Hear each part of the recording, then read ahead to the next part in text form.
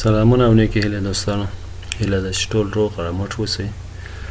لکه څنګه چې تاسو سره وعده کړې وه چې موږ په یو ویډیو جوړوو په دې اړه چې څنګه کولی شو د ډي وي لاترۍ لپاره موږ تاسې اپلای وکړو. د ډي وي لاترۍ لپاره د لاندې شیان ضرور دی.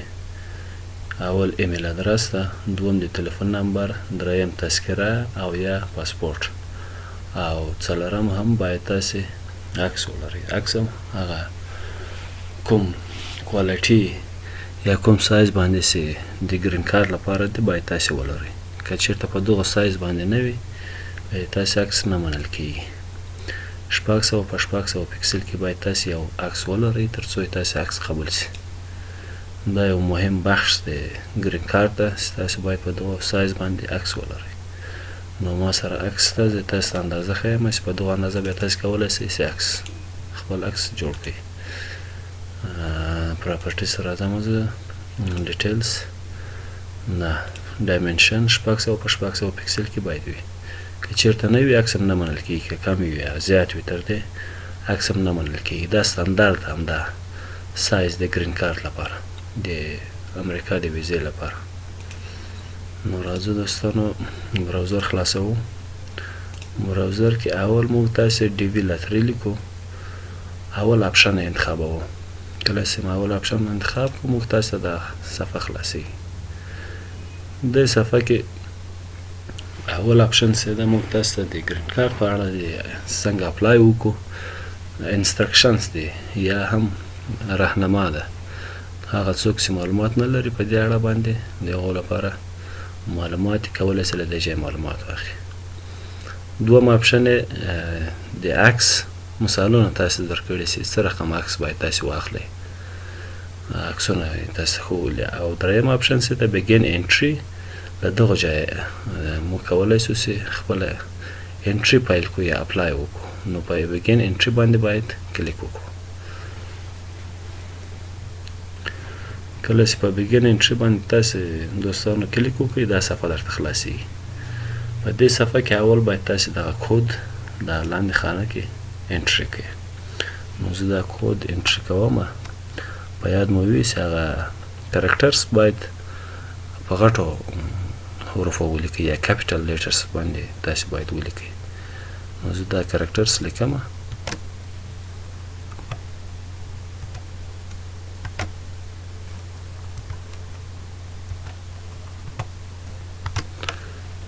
کله چې دا ولیکو راځو دلته په سبمیټ باندې کلیک کوو. په سبمیټ باندې سم کلیک وکړو تاسو ته یو بله صفحه خلاصېږي.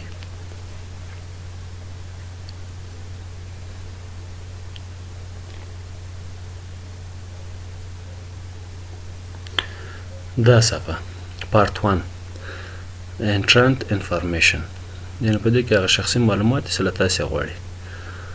اول سر کې تاسې چې لاست نیم یا فیملی نیم غواړي، چې تاسې لاست نیم یا فیملی نیم چې ده هغه باید ولیکئ. که په غټو حروفو باندې ولیکئ ښه به وي دوستانو. خو په یاد مو وي چې ټوله ډیټا یا ټول معلومات باید تاسې خپله انټري کړئ. که چیرې هغه تاسې نه کوئ یا کاپي پیسټ کوئ هغه بیا زیاتره وخت نه مني. نو ټول شی باید تاسې خپله ټایپ کړئ، انټر یې کړئ سیسټم ته. کاپي پیسټ نه مني. نو زه لاست نیم لیکم مریاڼی، فرست نیم ورته لیکم،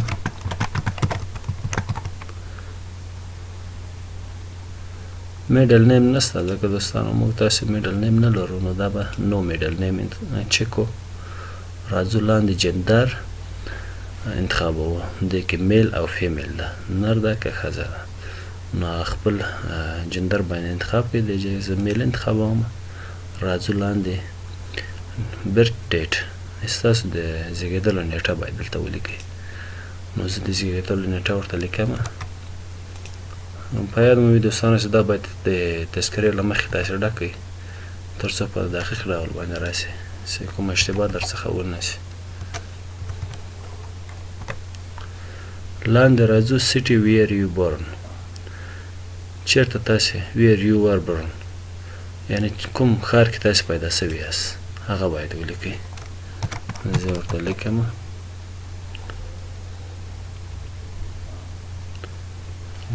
پنځم اپشن ده country where you were born. کوم هیواد کې تاسو پیدا شوي یاست هغه هیواد انتخابوئ. زه افغانستان کې پیدا شوی نو زه افغانستان چک کوم. لاندې شپږم اپشن څه ده country of eligibility for the DV program. دا اپشن باندې به تاسو کار نه لرئ ځکه چې تاسو که فعلا افغانستان کې یاست بای ډیفالت دا یاس انتخاب ده نو دا که چیرې تاسو سلیکټوئ هم نه سلیکټېږي او که چیرې په کوم بل هیواد کې واوسئ بیا نو دلته چک کوئ او هغه هر هیواد کې چې تاسو اوسیږئ هغه باید انتخاب کړئ. فعلا زه افغانستان کې یم یاس انتخابوم او دلته کوم هیواد نه انتخابوم. لاندې سره راځي اووم اپشن ده د انټرانټ فوټوګراف باندې مو باندې چې دلته تاسو چې عکس غواړئ دلته د عکس په باره کې تاسو معلومات هم درکړي دي لکه څرنګه چې ما تاسو مخته وویل کوم سایز باندې عکس مني څه رقم عکس باید تاسو واخلئ دلته معلومات درکړي لنډ معلومات. نو زه راځم عکس لرم دلته چوز نیو فوټو کلیک کوم او خپل عکس باید دلته اپلوډ کوم. نو زه دلته عکس لرم هغه عکس انتخابوم. اتم اپشن ده چې میلینګ ادرس دلته به خپل ادرس لیکئ. اول ګزینه چې د دې باندې کار نه لرئ ادرس لاین 1 دلته به خپل ادرس ولیکئ.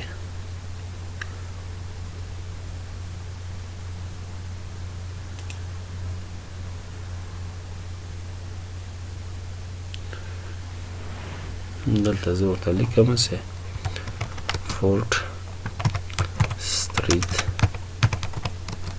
اف سیلو دا ادرس ما ورته ولیکو. خپل دقیق ادرس لیکئ چې تاسو کومه ساحه کې اوسیږئ. ادرس لاین 2 چې ده دا اپشنل ده که لیکئ هم او که نه لیکئ هم ضرور نه ده. لاندې راځو بل اپشن ده سیټي یا ټاون کوم ښار کې تاسو اوسیږئ هغه باید ولیکئ.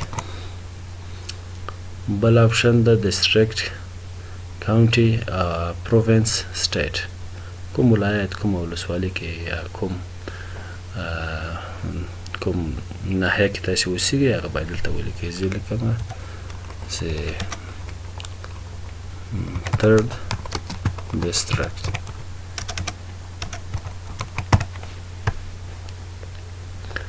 لاندې پوسټل کود غواړي پوسټل کود که چیرې وي ویې لیکئ او که نه وي دلته دغه اپشن ته سلیکټوئ نو پوسټل اور زیپ کود. بل اپشن د کنټري سلیکټ کنټري دلته راځو افغانستان انتخابوم. له دې لاندې چې ده country where you live today یعنې اوس فعل حال په کوم هیواد کې تاسو اوسیږئ دلته ما افغانستان انتخابوم. لاندې راځو تلیفون نمبر غواړي تلیفون نمبر باید ولیکو. دلته هم موږ تاسې یو د تلیفون نمبر باید ولیکو. نو د تلیفون نمبر لیکو ورته اول کود وګو وروسته له هغو تلیفون نمبر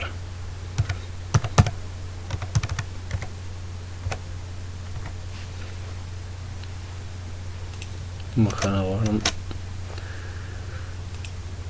دلته هم باید خپل ایمیل ادرس ولیکئ که په دې شکل باندې چې تاسې سلیکټ کړئ دلته له دې ځایه او یا هم کاپي پیسټ کړئ هغه نه مني نو خپله باید ایمیل ادرس ټایپ کړئ.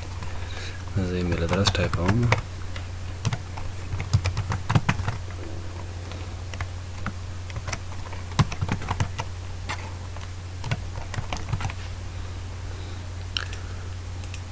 دلته کنفرم ایمیل ادرس بیا باید ایمیل ادرس ولیکئ.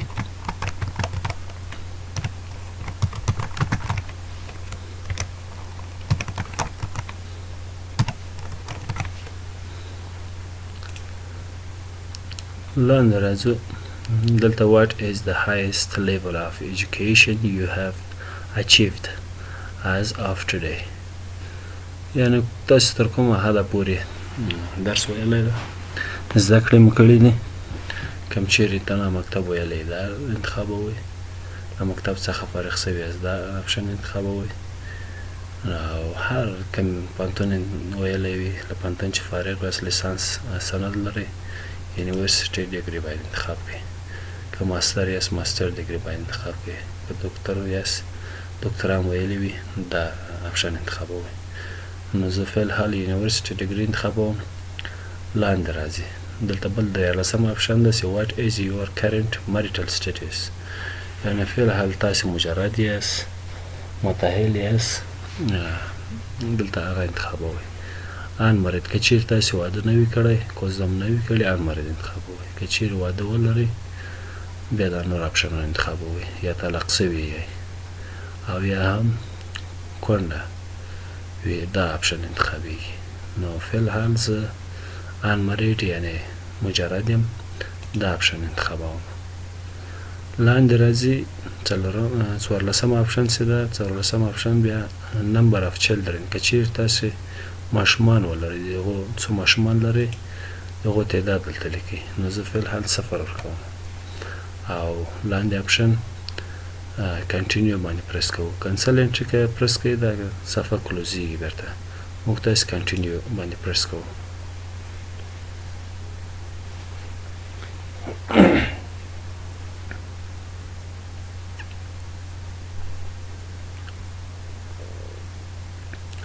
کنټینیو بټن باندې ستاسې کله پرس وکړئ دوستان، تاسې یو بله صفحه خلاصیږي. بعضې وخت د انټرنیټ له مشکل څخه دغه صفحه تاسې ته راځي. که چېرته انټرنیټ ضعیفه وي او یا په ویب سایټ باندې لوډ زیات وي، دغه مشکل سره ډېرې د موږ دوستان مخ کېږي. نو دا تشویش وړ نه ده، موږ منتظر پاتې کېږي تر څو بله صفحه موږ ته خلاصه شي.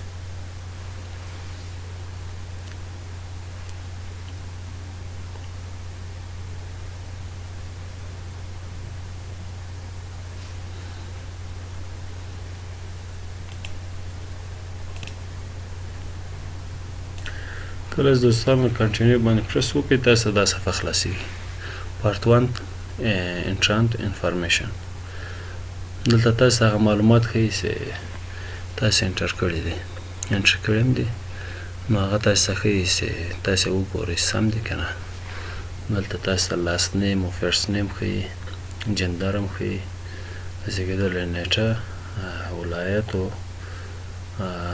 هیواد او نور معلومات تاسې انټري کړي دلته ته ښیي چې سم دي که نه. که چېرته سم وي مخکې ځو او که سم نه وي بېرته کولی شو هغه ایډیټ کړو.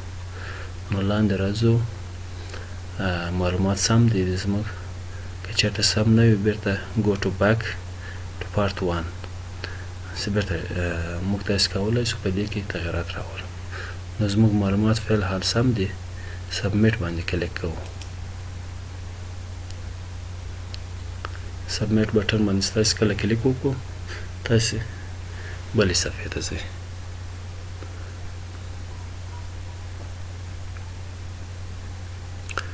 دلته دوستانو کله چې ستاسو معلومات مکمل په سمه ډول باندې انټري کړو، دا اخري مرحله ده. کله چې سبمیټ کړو ستاسو معلومات ټول سم وو، نو دلته زموږ معلومات ټول سم دي. نو سبمیټ باندې هم کلیک وکړو.